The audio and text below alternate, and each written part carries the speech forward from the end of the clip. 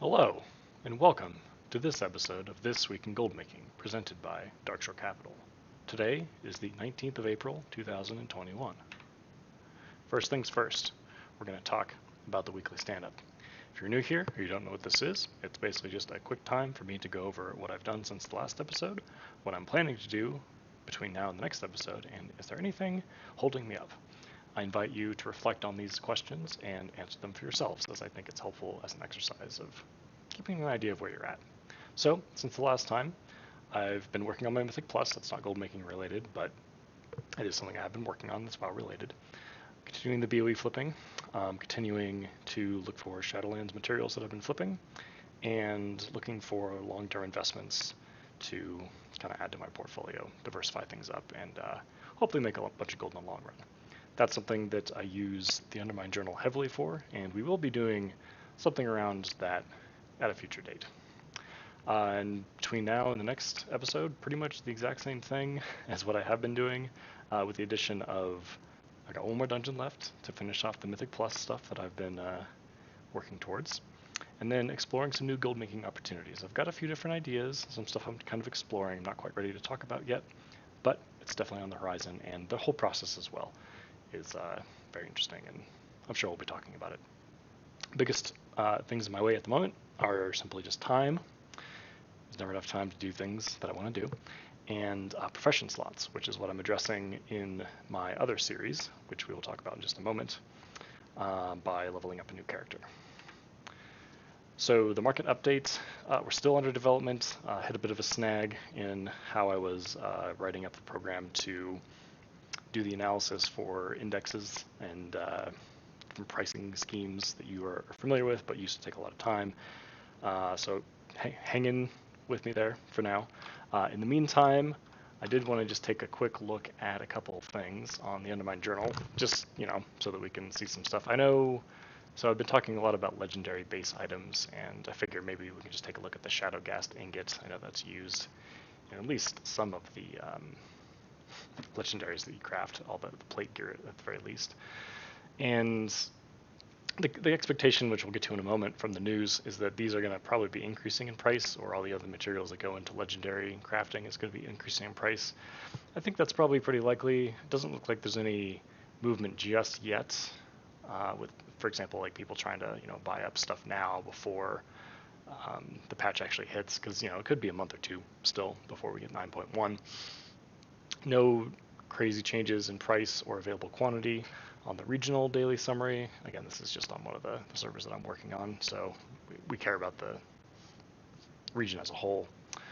I don't know, maybe we can just take another look at, I'm not super familiar with which items are the most useful for which classes, but I'm sure rings, since every class can, or every armor type uses rings, maybe we'll just take a look at that, see if there's any movement. Again, nothing too much. If anything, the price has gone down on, this is, I believe, the 190 version. Let's check the 235 just to see if it's any different. Still pretty flat. So yeah, no crazy movements as of yet when it comes to legendary stuff. And then also, while we're talking about the market update, I did want to just briefly mention that if anybody is a little more technically minded or looking to automate or do some big data queries against data related to WoW stuff, the Undermine Journal actually does provide a public-facing database that you can use. It's all the stuff that they use on their website. It's a little tricky to decipher, and if you don't know, I believe this is a MySQL database. That might be a bit of a learning curve, but this is essentially sort of what I'm trying to parse through and get pull out the data points that I need to create the numbers that we're going to eventually be showing in the market update. So I just wanted to put that out there in case anyone feels inspired to maybe do some big data analysis on their own as well. So let's get on to the news. A couple things. One, a couple big things, I would say. If any of you have been, in the gold making scene for a while, you probably noticed that a dear friend of mine, Paral, who's a legendary Oldemon farmer, has spent an insanely large amount of time in that instance, finally got some decent items to drop from his runs. I just thought that was great because I've been watching him do his Oldemon stuff for years, I'm pretty sure at this point, so it's just fun to see somebody finally have some success in what they're doing. So I'll leave the link there for you to check that out. Check out the video of him getting the item. I won't spoil it if you haven't seen it yet. And then, of course, 9.1 was released onto the public test realm on last Tuesday, so we got a bunch of new information, a bunch of what I'm assuming is incomplete information. That's why I'm going to keep it pretty brief on what exactly I'll talk about here, at least as it pertains to gold making. So legendary, there's going to be new legendary item levels introduced with the next patch. It looks like there's going to be 2 new tiers. I don't remember the exact item levels or if they're even announced yet. But either way, that's definitely going to mean more opportunities for crafting. And it looks like the materials required for these new tiers of legendaries could potentially be a time-gated resource. It's looking like from people who have done dailies on the PTR for a week now, which, as an aside, if you're doing that for science, I greatly appreciate your commitment to this, because that's just crazy. Anyway, from the dailies that people have been doing on the PTR, they found that it seems to be, I think, like 2 to 3 of this item per week per character. So the implication there is that this might be a character-gated currency. And it is tradable, so you can buy in some on the auction house. But if you want to be making gold, doing your dailies on as many characters as possible is looking like it's going to be another good source of either getting the raw materials for your legendary crafts or, just getting access to these items to sell, because everyone is going to want to upgrade their legendaries as soon as possible. And if you need a lot of these items, then that's a lot of money to be made. So we'll keep our eyes on that as we learn more. Again, like I said, pretty sure 9.1 information is very incomplete, and that's generally the hope, because from what we have seen, it's like not super exciting yet. Anyway, we'll leave it there. We're going to keep an eye on it. Don't make any crazy decisions just yet, is my opinion, but you're, of course, free to do whatever you like. All right, next thing I want to talk about is actually an add-on. This add-on is called Venture Plan, and you might not have heard of it because it's not available through the traditional add-on means. You can only really get it in this one site, the townlongyak.com. Not really sure what the deal is behind that, but the lovely folks who made this add-on made it available there. So actually what I want to do is just jump into the game real quick and just take a look at it. So the add-on itself is for managing your Shadowlands mission table. And it's not a completely automated process, but it gets pretty darn close, and it's pretty effective. So I have a few missions here that have been completed. It adds this complete all button. I can just, okay, a bunch of stuff happened. Wonderful. And then the thing that I've been using it for is trying to optimize things. So it doesn't let you just click a button and fill it in, but what you can do is, send a few guys in here, and you click this button, and it tries to figure out the best arrangement for them. As you can see, it's running through a bunch of deliberations.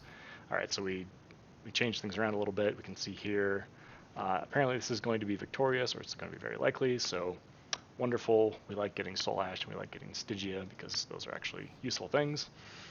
And then the other part that I've been using for it is this little skull button.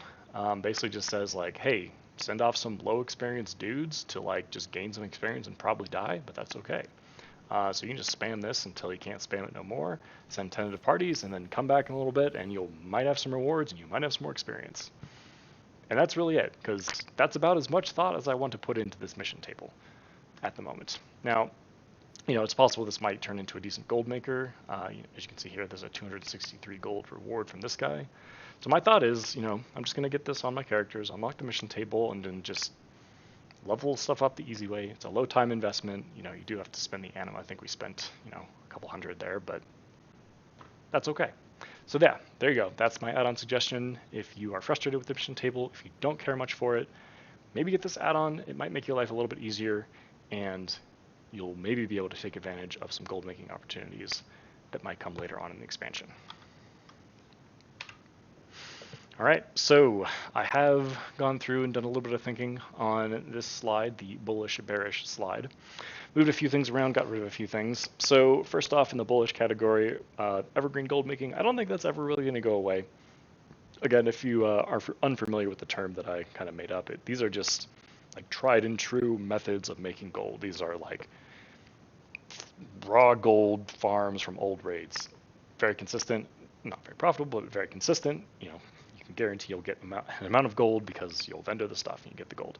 Transmog farming to an extent, crafting like mounts or other things that are just like always going to be good sellers regardless of the expansion, things that don't rely on the current expansion to make gold. That's pretty much what I mean by evergreen.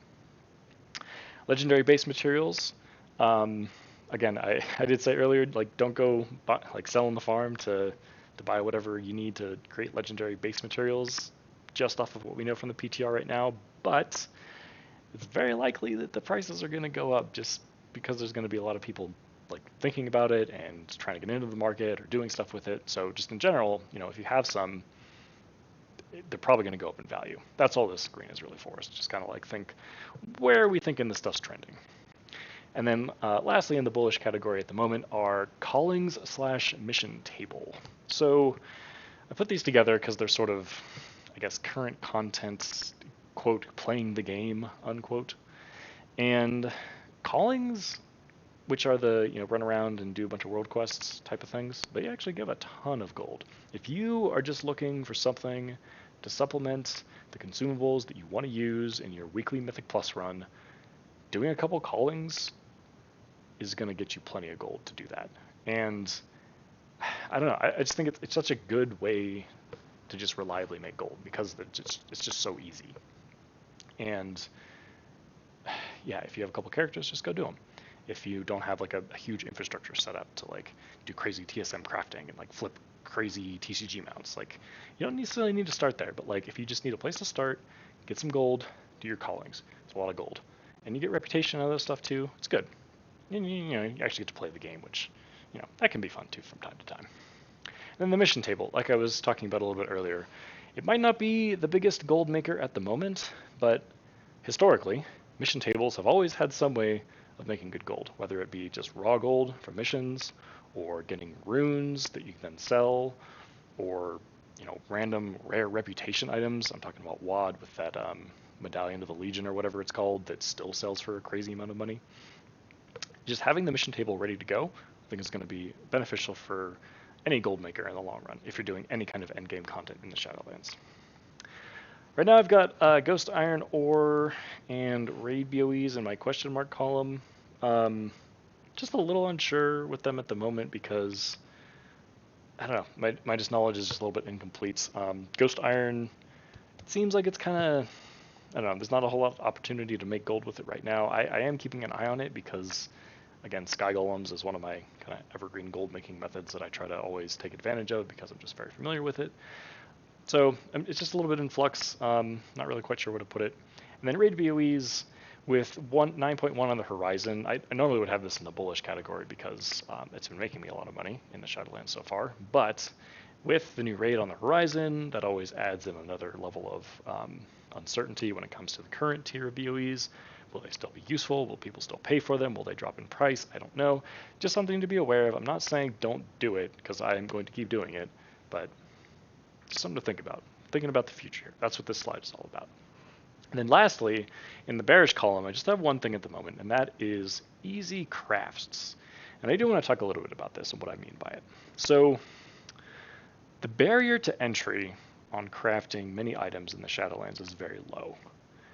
It does not take a lot of gold or time to get alchemy on your character, level it up to almost the maximum, and start having access to flasks and potions, the consumables that people are actually using. There's no reputation gating, there's no daily cooldown. For these things, I know that alchemy does have a daily cooldown, but for these, like the classic consumables, potions and flasks, there's really no barrier to entry. So, and yet the margins still are sometimes there. So it's just something that I wouldn't want to like invest a ton into right now, because the more and more people get into it, the less likely you'll have good margins for it. And then on top of that, if you look back at something like BFA, when they added the profession update in whatever patch that was, I don't even remember.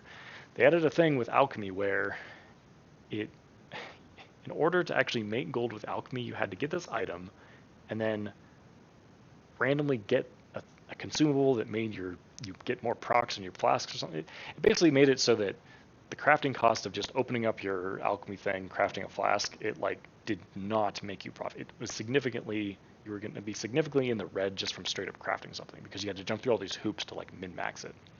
And then everyone else is like looking to do that kind of stuff too. So my point is that if something does not have a huge barrier to entry, it means that there's going to be a lot of people doing it. And that makes the margins very small to begin with. And then in future content patches, they could make those margins even smaller based on trying to spice up how professions work. So that's simply all I mean by that. Some examples of this beyond alchemy would be cooking. It's really not a lot you have to do for cooking. The only replicated thing in cooking is the feast, and man, the margins on those are awful. Like it's just so low, and like the amount of money you have to invest just to make the feast.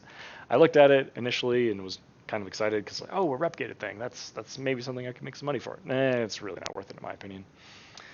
I don't know, some like other stuff. I'm sure there's like some engineering things. Again, engineering, everyone has it in the Shadowlands because it's just the best utility profession. So anything like that, just be wary of it, is all I'm saying. If you're out there like farming your own herbs and like making big profit margins on your flasks, great, keep going at it. But just keep this in mind because the barrier to entry to actually crafting the goods you're trying to sell is super duper low, and that's not nothing. Let's get on to some questions. So, first question. Do you know of an add-on to help cleaning your bags after transmog runs? Yes. Scrap is the add-on you're looking for. I've used it. It's great. It lets you mark certain items that get vendored when you hit a button when you're at a vendor. It's fantastic. Sounds like there's some other possibilities as well. This question actually came from somebody on Reddit who was looking for a very specific thing that kind of like did a little bit of automation for you up front. The one downside to scrap is that you kind of have to run a few times to kind of build up a library of items that it knows to get rid of, and then that's where it really kind of comes into its own. I still think it's the way to go because then it really forces you to kind of think about, okay, do I actually want this item? Is the price actually correct? Is it cool? Blah, blah, blah. And in general, I think the more you think about stuff like that, the better success you're going to have with selling things. Again, on transmogs, how do you manage your duplicate Xmogs? Well, it's a good question. Guild banks are not too expensive to purchase and get a few slots for. TSM does have a warehousing functionality, which is very useful for overcoming the, how should I say, difficulties with getting things in and out of guild banks. Anyone who's tried to move a bunch of stuff between a guild bank and their character will know what I'm talking about. TSM does make that less painful, although more time consuming. So yeah, I would say in general, like, keep a couple copies of your transmogs on your person, and if they're valuable enough and you have more of them, just stash them in the guild bank until they sell, and I think that's just fine. If you have a lot of transmogs that are, under a certain threshold, whatever your tolerance is for like kind of a lower end transmog, I would honestly say just get rid of it. Like the amount of bag space that kind of stuff takes up, the amount of time you're going to be spending going to the mailbox and sifting through things, just not worth it in the long run, in my opinion. I think that managing your inventory space is something that's not talked about or discussed or really valued in the gold making community. It's something I'm going to be trying to do a lot more of personally and maybe advocate for, because I think it's very helpful, especially for people who aren't necessarily the most organized by nature like myself. It really helps when it comes to keeping things straight in that way. All right, and then lastly, is there a way to get a list of items that sell well? Yes, but so there's not a fancy spot like on the Undermine Journal or Trade Skill Master where you can just go and see like a list of like, hey, here's the top sellers. That'd be fantastic. That'd be super helpful and very useful, but something that simple does not currently exist. TSM does provide a sell rate in the tooltip that you can turn on, so you can see individual items, what the sell rate is. Interpreting what that sell rate means does take a bit of knowledge, but basically the higher the number, the more it'll sell. That's all you really need to know. When you open up your profession window, you can see the sell rates in there on the TradeScale Master interface. That is very helpful as well for finding things that sell well. And then finally, the real answer to this question, I think, is to take it to the next level and do some programming, because that information does exist. I believe you can, there is an API, a way for you to pull the data that TSM uses from TSM directly. And then, with some programming, you can add some filters, do some manipulation of the data to figure out, like, all right, these are the items I'm looking for based on sell rates. That's something maybe we might sink our teeth into at some point later down the road. I might actually add that to the list of topics to discuss / investigate. But yeah, that's obviously not a nice, easy answer, and you got to have some technical knowledge and some programming know-how to get that to work, because it is not as simple as just pulling up a list of things. All right, that's going to do it for this week. Actually, before we finish up, I do want to say one thing. I have started another series in addition to This Week in Goldmaking. It's a Let's Play style series that I'm just kind of simply calling WoW Hedge Fund at the moment. Longtime viewers of the show will know that I've been teasing at a hedge fund for a while. Well, we finally did it. I took some of my friends' money on one of the servers that they play on and said, hey, give me your money. I'll make more money, and then you'll have more money eventually. So that's what we're doing, and we're going to document it in a Let's Play series. So the first episode is out already. It's under Let's Play WoW Hedge Fund on my YouTube channel. If you're a listener of the show on one of the podcasting platforms, this is mostly aimed at you, because you might not have seen it. I'd love for you to go check it out. The first episode is a bit different because it's just kind of from a live stream, so it's not kind of cut up nicely like a Let's Play series usually will be. Going forward, the episodes will be kind of cut down and I guess more focused on progress and big events that are happening. So yeah, I would please invite you and encourage you to check that out. There will be a new episode coming up on Wednesday. That'll be episode 2. And then yeah, every Wednesday we're planning to come out with a new one. And hopefully we eventually get to the goal of getting 10 million gold just by doing WoW hedge fund things. So yeah, that's going to do it for today. I want to thank everyone for listening and watching. Again, my name is Andrew, here for Dark Shore Capital. Please check out the YouTube channel. There's some content on there. Some of it's a little bit older, but a lot of it is still very relevant. You can find me on Twitter at darkshorecap. I'm always looking for gold making things to talk about on Twitter, so please reach out there. And then if you want to, you can always send me an email to darkshorecapital@gmail.com is that email address. Thank you ever so much for watching. Please have a wonderful week. Happy gold making, and we'll see you next time.